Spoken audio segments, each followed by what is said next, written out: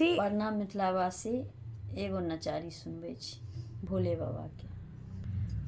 चल गे मोर बहिना भोला बाबा के द्वार गे, चल गे मोर बहिना भोला बाबा के द्वार गे। केहन छथिन भोला बाबा केहन पीपर गाछ गे, केहन छथिन भोला बाबा केहन पीपर गाछ गे।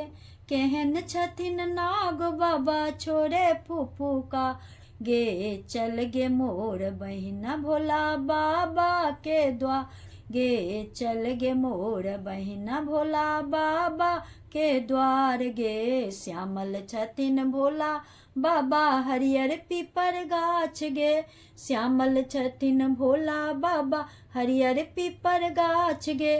कारी छथिन नाग बाबा छोड़े फुफुका गे, चल गे मोर बहिना भोला बाबा के द्वार गे, चल गे मोर बहिना। किया देथिन भोला बाबा किया पीपर गाछ गे, किया देथिन भोला बाबा किया पीपर गाछ गे।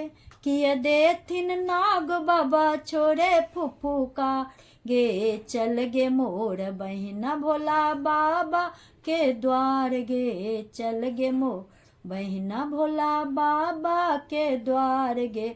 अहि बात देथिन भोला बाबा सोहाग पीपर गाछ गे, अहि बात दे भोला बाबा सोहाग पीपर गाछ गे।